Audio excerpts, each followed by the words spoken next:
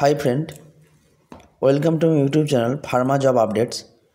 অন্য দিনের মতো আজকে আমি যে ভিডিওটা নিয়ে চলে এসেছি, ভিডিওতে ফার্মা রিলেটেড জবের আপডেট নিয়ে চলে এসেছি।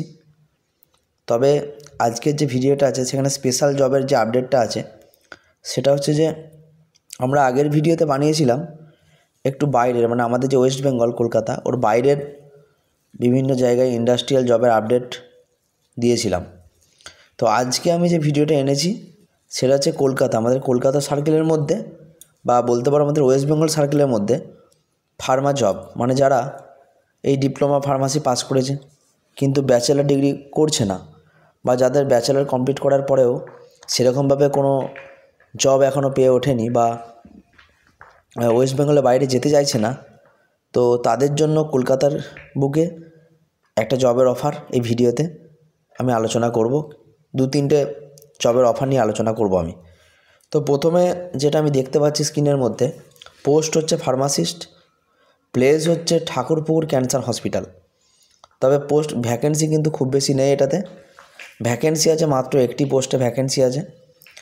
এক্সপিরিয়েন্স কিন্তু ফ্রেশার্স, অর্থাৎ 0 থেকে 4 বছর, মানে ফ্রেশার্স থেকে 4 বছর যদি আমি অন্য কোনো হসপিটালে জব করে থাকি বা কোনো ডিসপেন্সারির সাথে যুক্ত থাকি, সেই ক্যান্ডিডেটগুলো কিন্তু এলিজেবল হবে। স্যালারি কিন্তু সেরকমভাবে জানা যায়নি, তবে মোটামুটি 15,000-এর ওপরেই কিন্তু বেতন পাওয়া যাবে। তো কোয়ালিফিকেশান কিন্তু ডিপ্লোমা ইন ফার্মাসি এবং ব্যাচেলর ইন ফার্মাসি যে কেউ অ্যাপ্লাই করতে পারো। তো এখানে পোস্ট মাত্র একটা। তো এখানে অ্যাপ্লাই করতে গেলে আমি বলবো সবথেকে যে এক্ষেত্রে যে এই হসপিটালে গিয়ে ডাইরেক্ট যদি আমি কথা বলি এই ভ্যাকেন্সির ব্যাপারে, কিংবা আমরা naukri.com থেকে অনলাইনের থ্রু কিন্তু আমরা এখানে অ্যাপ্লাই করতে পারবো। তো এবারে সেকেন্ড যে পোস্টটা আমাদের আছে সেই পোস্টটা হলো আমাদের ফার্মাসিস্টেরই পোস্ট।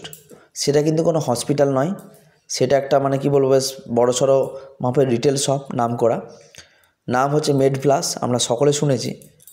প্লেস হচ্ছে কলকাতা, চন্দননগর, ডানকুনি, এই তিনটে এরিয়াতে কিন্তু জেনারেলি ভ্যাকেন্সিটা আছে। কলকাতা, ডানকুনি, চন্দননগরে এতে যতগুলো ব্রাঞ্চ আছে প্রত্যেকটা ব্রাঞ্চে কিন্তু কোনো জায়গায় ভ্যাকেন্সি চলছে। ভ্যাকেন্সি আছে টোটাল 300টা। এক্সপিরিয়েন্স কিন্তু 0 থেকে 5, অর্থাৎ একদম ফ্রেশার্স ক্যান্ডিডেট থেকে 5 বছর পর্যন্ত এক্সপিরিয়েন্স থাকলে ভালো হয়।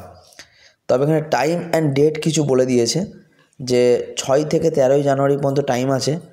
সকাল 10টা থেকে 12টা, 12:30 অবধি আমাদের ভেন্যু চলবে একটা, মানে এখানে নিয়োগের কিছু ইন্টারভিউ টাইপের কিছু হবে। তো আমাদের এই টাইমের মধ্যে এই ডেটে চলে যেতে হবে। এবং যে অ্যাড্রেসটা দেওয়া আছে আমরা কোন জায়গায় কন্ট্যাক্ট করব, এখানে অ্যাপ্লাই করতে গেলে বা এখানে জয়েন করতে গেলে যেখানে আমাকে কন্ট্যাক্ট করতে হবে তার অ্যাড্রেসটা কিন্তু অলরেডি দিয়ে দিয়েছে।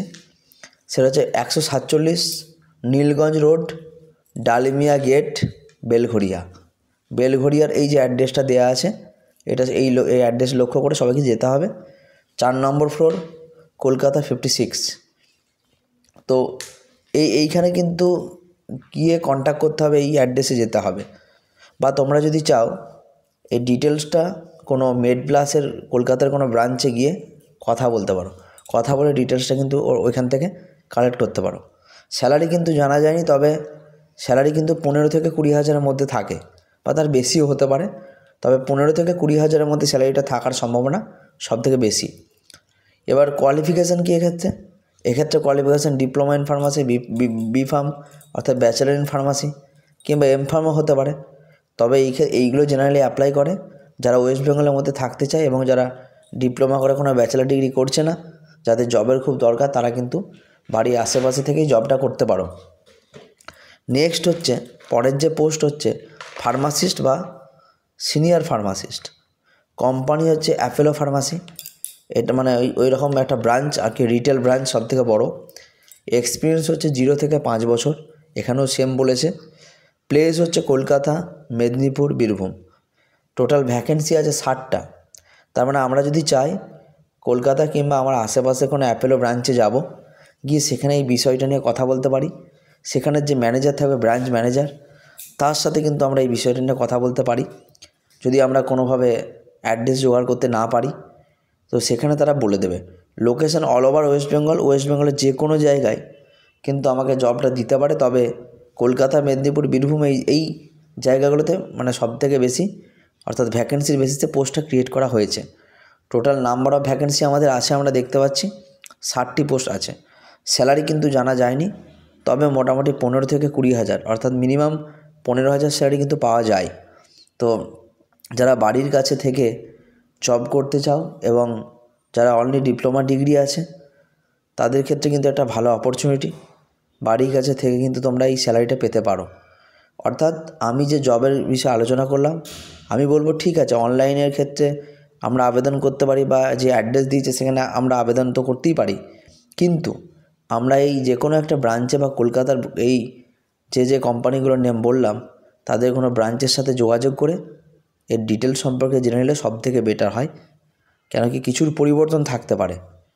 তো আজকে আমরা কলকাতার বুকে 3টে রিটেল কোম্পানি নিয়ে আলোচনা করলাম, যারা সবথেকে বড়সড় আর কি, বড়সড় মানের যে কোম্পানি রিটেল শপ, সেখানে ফার্মাসিস্টের ভ্যাকেন্সি নিয়ে আলোচনা করলাম।